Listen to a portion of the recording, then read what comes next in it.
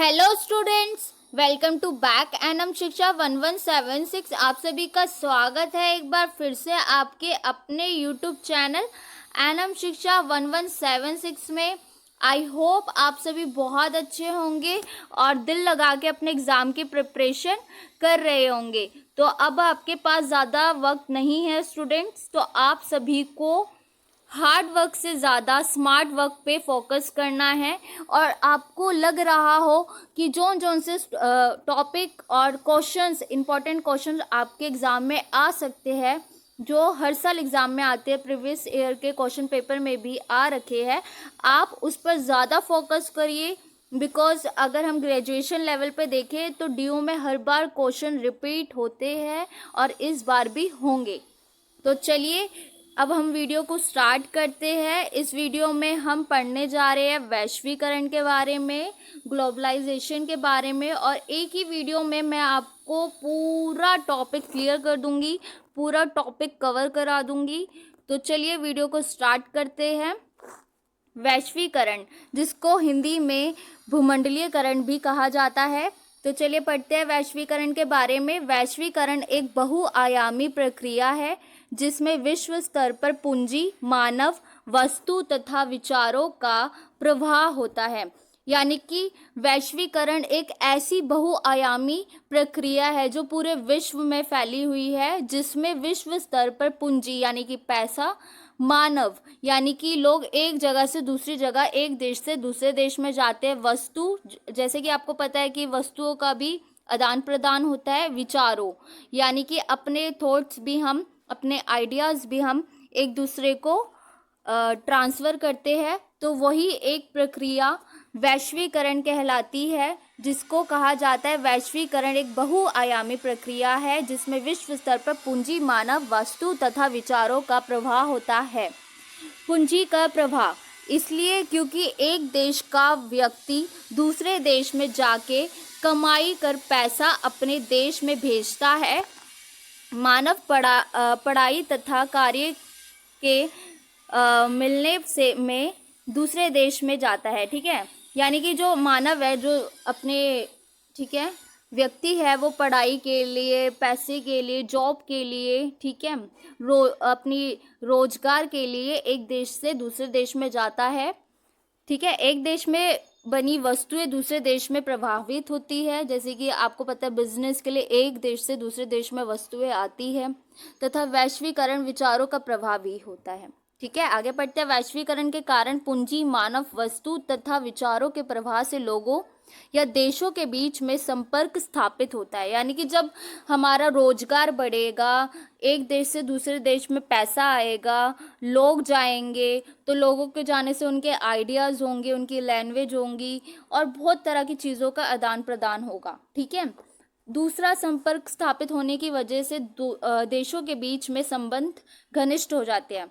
ठीक है, जब हम अपने दूसरे देश में जाते हैं, हम अपना कल्चर दिखाते हैं, अपनी बिजनेस आइडिया उनके सामने रखते हैं, अपना रहन सहन रखते हैं, तो कहीं ना कहीं हमारा उन व्यक्तियों से लगाव बन जाता है। ठीक है, तो यही है, घनिष्ठ संबंध स्थापित होते हैं। आगे पढ़ते हैं। वैश्वीकरण 1990 के बाद बहुत ही प्रभावी रूप से उभर कर सामने आता है। यानी कि अगर देखें तो वैश्वीकरण 1990 के बाद में बहुत ज़्यादा विशाल मात्रा में प्रभावित होकर आया। इसके मूल रूप से तीन कारण थे। ठीक है, वैश्वीकरण के आने के क्या इम्पोर्टेंट कारण थे, अगर आप ये अपने क्वेश्चन, अपने आंसर में अगर आप ये क्वेश्चन लिखेंगे, अपना ये इम्पोर्टेंट, ठीक है, तो आपके मार्क्स ज़्यादा आने के चांसेस है। तो चलिए आगे बढ़ते हैं। वैश्वीकरण के कारण शीत युद्ध की समाप्ति, यानी कि शीत युद्ध की समाप्ति के बाद वैश्वीकरण बहुत ज़्यादा अधिक मात्रा में फैला। ठीक है, शीत युद्ध की समाप्ति के बाद वैश्वीकरण, शीत युद्ध के बाद विचारधारा की लड़ाई समाप्त हो गई। ठीक है, शीत युद्ध के बाद जो विचारधाराएं थी, ठीक है, उनकी लड़ाई समाप्त हो गई, और जो उदारवादी लोकतांत्रिक व्यवस्था थी तथा जो बाजारवादी व्यवस्था थी, उसे विश्व स्तर पर स्वीकृत मिल गई, यानी कि उसको स्वीकारा गया। ठीक है, उदारवादी लोकतांत्रिक व्यवस्था का समर्थक अमेरिका था, जो कि पूंजीवाद का समर्थक था। यानी कि जो उदारवादी विचारधारा थी वो कहीं ना कहीं अमेरिका से प्रभावित थी और अमेरिका ही पूंजीवाद का भी समर्थक था तथा एक मुक्त अर्थव्यवस्था की बात करता है। ठीक है, उसका कहना है का मतलब है कि अगर हम बाजार और अर्थव्यवस्था में देखें तो उसमें कोई रोक टोक नहीं होनी चाहिए, वो एकदम मुक्त प्रक्रिया होनी चाहिए। ठीक है, आगे पढ़ते हैं। को उसी ने स्वीकृत किया तथा बल मिला जिससे वैश्वीकरण को बढ़ावा मिला। कहीं ना कहीं अगर वैश्वीकरण के प्रभाव को देखें, उसके फैलने की व्यवस्था देखें तो अमेरिका का बहुत बड़ा हाथ है इसमें। ठीक है, और अमेरिका के साथ जो है पूंजीवादी देशों की भी बहुत ज़्यादा इसमें, ठीक है, प्रभाव दिखता है। आगे हम पढ़ते हैं मुक्त बाजार। जब मुक्त बाजार व्यवस्था की अर्थ अवधारणा को विश्व में स्वीकृत मिली, ठीक है, जब जो ये मुक्त बाजार की व्यवस्था है उसकी अवधारणा को स्वीकारा गया जब विश्व में, तो इससे अलग अलग देशों की अर्थव्यवस्थाओं का आपस में जुड़ाव हुआ। ठीक है, अलग अलग देशों की अर्थव्यवस्था आपस में जुड़ने लगी। तकनीकी विकास, अब हमारा जो इम्पोर्टेंट इसमें अगर हम पढ़े कि क्या पॉइंट है तो वो है तकनीकी विकास। तकनीकी विकास की वजह से संचार और यातायात तीव्र हो गए। ठीक है, जब टेक्नोलॉजीज बढ़ी आपस में तो संचार भी बढ़ा, संचार बढ़ा तो यातायात के जो नए नए साधन आने लग गए। संचार और यातायात के तीव्र होने से लोगों में आपसी जुड़ाव तीव्र हुआ यानी कि बढ़ा। ठीक है, जिससे वैश्वीकरण को बल मिला और डेविड होवे ने इसे समय और दूरी का सुकुंचन कहा है। ठीक है, आगे बढ़ते हैं। वैश्वीकरण पर बहस। वैश्वीकरणवादी दृष्टिकोण वैश्वीकरण को अच्छा मानता है तथा उसने सकारात्मक नज़र दृष्टि को देखता है उसमें। ठीक है, वैश्वीकरणवादी ने केवल इस सकारात्मक नज़र से देखता है बल्कि इसको प्रोत्साहित करने की बात भी करता है। इनके अनुसार हमें वैश्वीकरण को ज़्यादा से ज़्यादा बढ़ाना चाहिए तथा उसके लिए अच्छी परिस्थिति भी बनानी चाहिए। इनका मानना है कि वैश्वीकरण सभी देशों को प्रगति करने में समान अवसर देता है, यानी कि इनका मानना है कि अगर जब वैश्वीकरण आएगा तो समान रूप से सभी देशों को अपने विकास को बढ़ाने का अवसर देगा। वैश्वीकरण दुनिया के देशों को एकीकृत बाजार के रूप में सामने लाता है जहां पर सभी देश अपनी विशेषता को उत्पाद के रूप में लाभ कमाए तथा अपनों विकास करे। ठीक है, अपनों का विकास करे। इनका मानना है कि भारत और चीन का जो आर्थिक विकास हुआ है इसके पीछे वैश्वीकरण का हाथ है तथा इसमें इनका श्रेय वैश्वीकरण को देना चाहिए। वैश्वीकरणवादियों का मानना है कि वैश्वीकरण में ही वो ताकत है जो विश्व में समानता ला सकती है। ठीक है, वैश्वीकरण के कारण अगर देखें तो समानता आ सकती है, दैट इज़ अ ट्रूथ। अगर हम देखें कि अगर कोई व्यक्ति दूसरे देश में जा रहा है, ठीक है, और समान उसको अवसर मिल रहे हैं, वो समान रूप पर समान पद पर कार्य कर रहा है तो समानता तो आएगी ना। वैश्वीकरण के एक आसन धरातल पर ला सकती है। ठीक है, आगे हम पढ़ते हैं।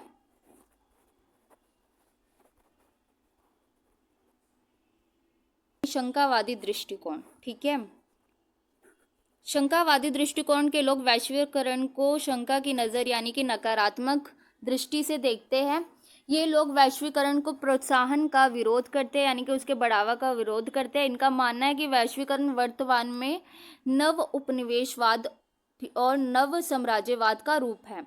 ठीक है, वो वैश्वीकरण को नेगेटिव रूप में देखते हैं। इनका मानना है कि जो पश्चिमी के विकसित देश है वो वैश्वीकरण के माध्यम से विकासशील देशों को आर्थिक शोषण करते हैं, यानी कि उनका मानना है कि जो विकसित देश है जैसे कि अमेरिका, वो विकासशील देशों जैसे कि अपना इंडिया ही हो गया, ठीक है, इन सब देशों को आर्थिक रूप से शोषित करता है। ठीक है, ये विकासशील देशों की संस्कृति नष्ट कर उन पर अपनी संस्कृति थोप देते हैं, यानी कि देखा जाए तो विकासशील देशों की संस्कृति है कहीं ना कहीं उसको नष्ट करके अपनी संस्कृति, जैसे कि वैलेंटाइन डे हो गया, बहुत तरह के डेज हो गए, बहुत तरह की उनका कल्चर, उनका खान पान हो गया, बर्गर, ये सब, पिज़्ज़ा विज़्ज़ा, उनको अपनी संस्कृति को, वो उनका रहन सहन, उनके कपड़े, उनके फेस्टिवल उनको थोप देते हैं। उदाहरण के लिए रहन सहन में परिवर्तन, खान पान में परिवर्तन तथा नीली जींस को ज़्यादा अपनाया जाना आदि भी देखा जा सकता है। यानी कि अगर देखें तो जींस तो पहले जो है विकसित देशों में, फॉरेनर कंट्रीज में ही पहनी जाती थी। अब धीरे धीरे हर एक देश में ये जीन्स पहनना आम बात हो गई है। ठीक है। इनके अनुसार वैश्वीकरण सभी देशों का अपना विकास करने के समान अवसर प्रदान नहीं करता है, क्योंकि सभी देशों के पास उपलब्ध संसाधन समान नहीं होते हैं।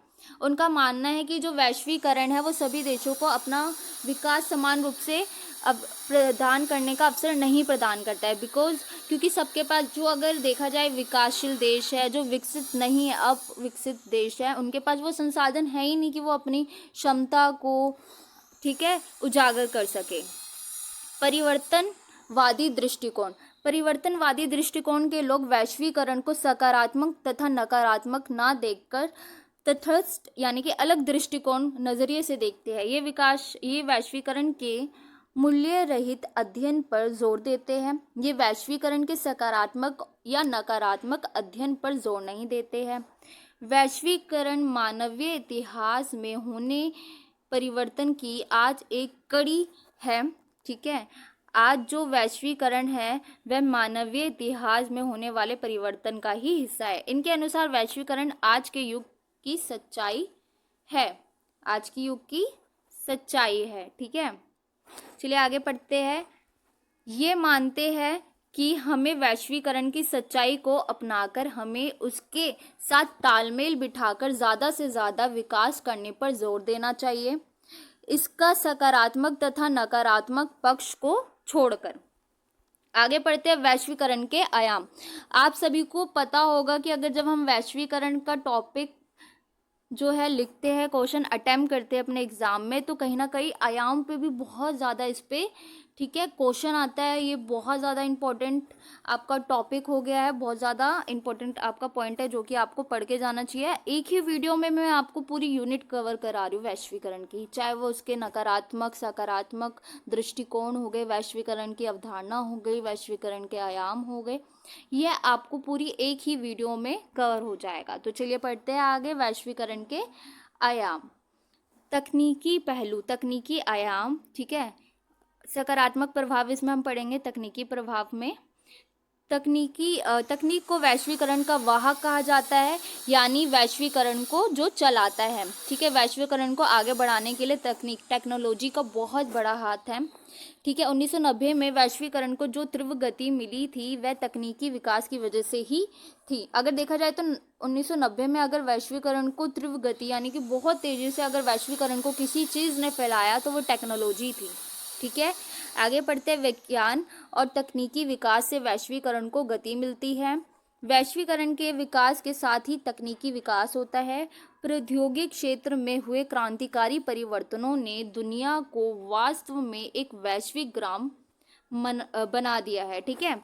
टेलीफोन, मोबाइल, इंटरनेट, वेबसाइट के माध्यम से लोगों में, ठीक है, कोई दूरी नहीं बची है। अब देखा जाए तो बहुत अच्छी अच्छी टेक्नोलॉजी आ गई है आज के टाइम में, चाहे वीडियो कॉल हो गई, चाहे आपका फ़ोन हो गया, इंटरनेट हो गया, सोशल मीडिया हो गया। इनके वजह से अगर देखें तो हमें अपने जो हमारे रिश्तेदार हो गए, हमारे स्पेशल पर्सन हो गए, उनसे हमें दूरी महसूस ही नहीं होती। ठीक है। वो कहीं ना कहीं हमारी फैमिली हमसे कनेक्ट रहती है उससे। अगर हम दूर भी है, दूसरे देश में भी है, तो हम उन्हें डेली बेस पे वीडियो कॉल कर सकते हैं, उनसे कॉल पे बात कर सकते हैं। बहुत तरह के ऐसे सोशल मीडिया पे टेक्नोलॉजी है जिनसे आप उन्हें जोड़ सकते हैं अपने आप से और जुड़ाव महसूस कर सकते हैं। आज हम तकनीकी के ज़रिए विश्व के किसी भी कोने के व्यक्ति के साथ जुड़ाव और जुड़ सकते हैं। ठीक है। जुड़ाव महसूस कर सकते हैं, जुड़ सकते हैं। तकनीक के माध्यम से देश अपनी कानूनी व्यवस्था तथा राष्ट्र की सुरक्षा करने की क्षमता बढ़ाती है। ये आपका ना बहुत इजी टॉपिक है और एग्ज़ाम में 100 या 200% आएगा, तो आप इसे ज़रूर पढ़ के जाइए। ठीक है। आज तकनीकी का प्रभाव स्वास्थ्य सेवाओं में भी देखा जा सकता है। आज गंभीर से गंभीर बीमारियों का इलाज ढूंढकर मानव को स्वस्थ रखा जा सकता है। यातायात ने भी तकनीकी विकास से गति पकड़ी है। इससे कृषि उत्पादन में भी वृद्धि होती है। तकनीकी आयाम का नकारात्मक, अगर हम देखें किसी चीज़ का अगर पॉजिटिव इफेक्ट है तो कहीं ना कहीं उसका नेगेटिव इफेक्ट भी है। तो अगर आप अपने एग्ज़ाम में अपने क्वेश्चन ठीक है, क्वेश्चन अगर ये आता है अपने आंसर में आप पॉजिटिव और नेगेटिव रिजल्ट लिखेंगे तो ये आपके आंसर को और लोगों के और स्टूडेंट्स के आंसर से कहीं ना कहीं अलग बनाएगा। ठीक है, तो वही आपको हार्ड वर्क नहीं करना, इस टाइम पे आपको स्मार्ट वर्क करना है। ठीक है, तो चलिए बढ़ते हैं इसके नेगेटिव प्रभाव को। सूचना क्रांति तकनीकी विकास के इस दौर में साइबर क्राइम अपराध में भी वृद्धि हुई है। अगर देखा जाए पॉजिटिव रिजल्ट है तो कहीं ना कहीं उसका नेगेटिव रिजल्ट भी है। अगर देखा जाए टेक्नोलॉजी बढ़ने से जो है साइबर क्राइम भी बहुत ज़्यादा बढ़ गया है। अगला विश्व युद्ध साइबर युद्ध हो सकता है, जिसमें एक राष्ट्र दूसरे राष्ट्र को घर बैठे ध्वस्त कर सकते हैं। ठीक है, इसका एक महत्वपूर्ण नकारात्मक प्रभाव आतंकवाद का विस्तार है। Satellite phone, internet, mobile phone आदि ने आतंकवाद को फैलाने का काम किया है। कहीं ना कहीं आतंकवाद जो फैला है, इंटरनेट हो गया, मोबाइल फ़ोन हो गया, इन सब चीज़ों से उसको प्रभाव मिला है, बहुत जल्दी से वो फैल रहा है। इसने शिक्षा के क्षेत्र को भी नकारात्मक रूप प्रभावित किया है, नकारात्मक रूप से। ठीक है, आज शिक्षण संस्थाएं दे रही है। ठीक है, व्यावसायिक हो गया, जो शिक्षा को प्राथमिकता दे रही है, जो बाजार को कौशल प्रदान कर सके।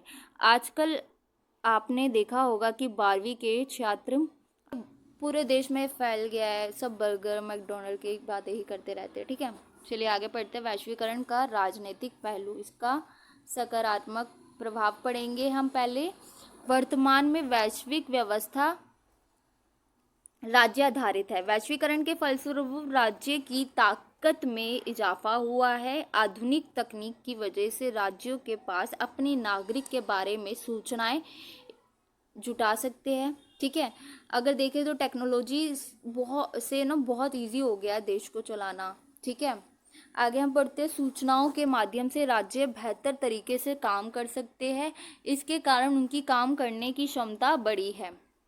ठीक है, राज्य अपनी ज़रूरी कामों को, जैसे कानूनी व्यवस्था बनाए रखना, बाहरी आक्रमण से राष्ट्रों की सुरक्षा आदि को पहले की तुलना में बेहतर तरीके से कर पा रहा है। वैश्वीकरण के कारण राज्य कूटनीति के माध्यम से अपने विवादों को सुलझाने का कार्य कर रहे हैं। साथ ही साथ वैश्विक समस्याओं जैसे आतंकवाद, कोविड-19 आदि जैसी विश्व समस्याओं को से निपटने के लिए साझा कार्यवाही को प्रोत्साहित किया है। नकारात्मक प्रभाव, वैश्वीकरण के आलोचकों का मानना है कि इसके कारण राष्ट्रों के कार्य करने की क्षमता में कमी आई है। अब विभिन्न राष्ट्रों की संप्रभुता, स्वतंत्र रूप से निर्णय लेने की शक्ति कमज़ोर हुई है। पूरे विश्व में कल्याणकारी राज्य की जान कल्याण नीतियों पर प्रभावित हुई है। अब राष्ट्रों को अहस्तक्षेप या न्यूनतम हस्तक्षेप की नीति को अपनाना पड़ रहा है तथा इससे अहस्तक्षेप या न्यूनतम हस्तक्षेप की नीति का विस्तार हो रहा है। अर्थव्यवस्था पर राष्ट्र का नियंत्रण कम तथा राज्य की भूमिका में कमी आई है। वैश्वीकरण से जुड़ने के लिए राष्ट्रों को मुक्त बाजार व्यवस्था को अपनाना पड़ रहा है। बहुराष्ट्रीय कंपनियां विकासशील राष्ट्रों में सरकारों को प्रभावित कर उनकी नीतियों को अपने फायदे के लिए परिवर्तित करती है। आर्थिक आयाम तथा पहलुओं, ठीक है, पहलुओं का प्रभाव। अब आर्थिक का हम पढ़ते हैं, आर्थिक आयाम के बारे में। ठीक है, वैश्वीकरण का आर्थिक आयाम है। ठीक है, जैसे कि WTO की दुनिया भर में वैश्वीकरण की आर्थिक नीतियों का निर्धारण करते हैं। आर्थिक आयाम का सकारात्मक प्रभाव हम पढ़ेंगे, पॉजिटिव रिजल्ट। तो चलिए पढ़ते हैं अब आगे। वैश्वीकरण के कारण दुनिया के राष्ट्रों के बीच व्यापार काफ़ी बढ़ा है। वैश्वीकरण जो बाजारवादी अर्थव्यवस्था, मुक्त बाजार पर जोर देता है, के कारण आर्थिक प्रतिबंधों में कमी आई है। आर्थिक वैश्वीकरण से पूंजी का प्रभाव बढ़ा है। अब निवेशकर्ता अपना धन किसी भी देश में निवेश कर सकते हैं और लाभ कमा सकते हैं। धन का प्रभाव बढ़ने से देश में प्रत्यक्ष विदेशी निवेश में वृद्धि हुई है। निवेश बढ़ने से रोजगार में वृद्धि हुई है, जिससे देशों